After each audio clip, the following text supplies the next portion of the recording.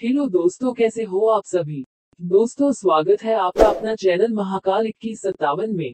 दोस्तों, हम आपके लिए एक बेहतरीन प्रेरणादायक कहानी लेकर आए हैं।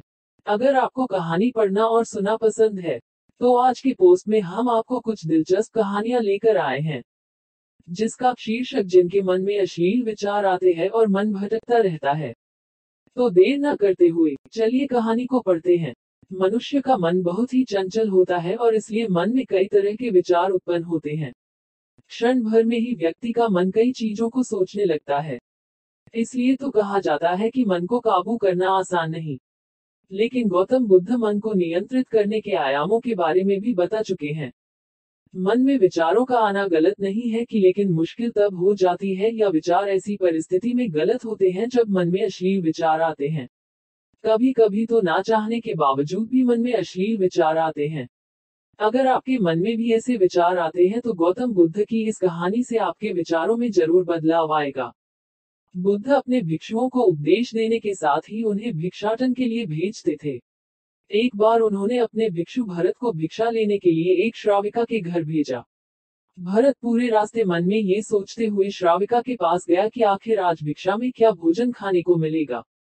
क्योंकि भरत चंद्रवंश के राजकुमार थे और बुद्ध के सानिध्य भिक्षु के रूप में दीक्षित हुए थे, हमेशा भरत को महल में खाने के लिए स्वादिष्ट पकवान मिलते थे। लेकिन आज भिक्षा के रूप में उसे जो भी मिलेगा संतुष्ट होना पड़ेगा। श्राविका के घर पहुंचकर भरत ने भिक्षा मांगी। श्राविका ने भरत को बैठने के लिए कहा और भोजन लाने के लिए घर के भीतर चली गई। इधर भरत फिर से अपने प्रिय भोजन के बारे में सोचने लगे, और जैसे ही श्राविका भोजन लेकर आई, तो भरत अचंभित रह गए। भरत ने देखा कि श्राविका ने उनके लिए उनके पसंदीदा पकवान परोसे हैं, और अपने प्रिय भोजन को देखकर वह खुश हो गए। भोजन ग्रहण करते हुए भी भरत सोच रहे थे कि महल में तो उन्हें भोजन के बाद विश्राम करने की आदत है, लेकिन आज उन्हें भोजन के बाद वापस तेज धूप में चलकर आश्रम जाना होगा। लेकिन भोजन के बाद श्राविका ने भरत को कुछ समय के लिए विश्राम करने का आग्रह किया। भरत फिर से खुश हुए कि आखिर आज उनके मन की सारी इच्छाएं कैसी पूरी हो रही है। इसके बाद भरत कुछ देर विश्राम करने लगे, लेकिन विश्राम करते हुए भी लेटे लेटे वह सोचने लगे कि आज तो मुझे भोजन के बाद विश्राम करने को मिल गया, लेकिन ऐसा रोज रोज नहीं होगा। जब भरत विश्राम के बाद उठे तो श्राविका ने कहा कि आप जब तक चाहे यहाँ ठहर सकते हैं। भरत अब समझ गए कि ये कोई संयोग नहीं हो सकता। उन्होंने श्राविका से कहा कि मुझे क्षमा कीजिए, क्या आप मेरा मन पढ़ सकती हैं? श्राविका ने हाँ में उत्तर दिया और कहा कि हाँ, मैं मन पढ़ सकती हूँ। शुरू में ये कठिन था, लेकिन फिर मैंने स्वयं के मन विचारों को देखना शुरू किया। पहले मेरे विचारों की संख्या अनगिनत हुआ करती थी।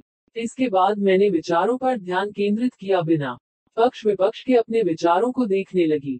इस तरह से धीरे धीरे मेरे मन में विचारों की संख्या कम होती गई और सारे व्यर्थ विचार दूर हो गए। इसके बाद से ही मैं दूसरों के मन में चल रहे विचार को पढ़ लेती हूँ। हालांकि श्राविका की बात सुनकर भरत घबरा गए। इसके बाद भरत ने श्राविका से आज्ञा ली और आश्रम के लिए निकल पड़े। रास्ते में भी भरत फिर से मन में आए विचारों का स्मरण करने लगे कि श्राविका के बारे में उसके मन में अश्लील विचार भी आए थे। श्राविका ने उसे भी जान लिया होगा, वह मेरे बारे में क्या सोचती होगी। भरत खुद को लज्जित महसूस कर रहे थे। भरत ने आश्रम पहुंचकर गौतम बुद्ध से कहा कि अब मैं कभी भिक्षाटन के लिए नहीं जाऊंगा। बुद्ध ने भरत को पास बुलाया और कहा कि क्या हुआ है, तुम मुझे सारी व्यथा बताओ।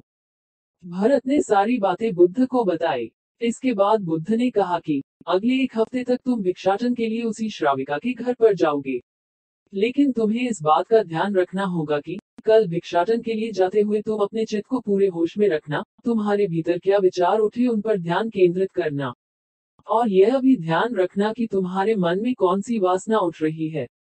तुम कल इन सभी चीजों को ध्यान में रख कर जाना, और इसके बाद मुझे वापस आकर बताना। अगले दिन भरत भिक्षाटन के लिए गए।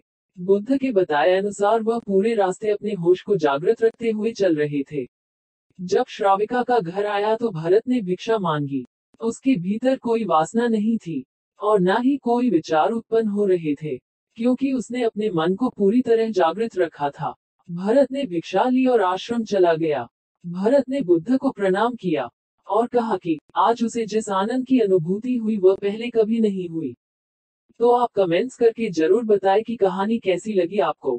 और हाँ, अच्छी लगी हो तो चैनल को लाइक शेयर और सब्सक्राइब जरूर करें। धन्यवाद।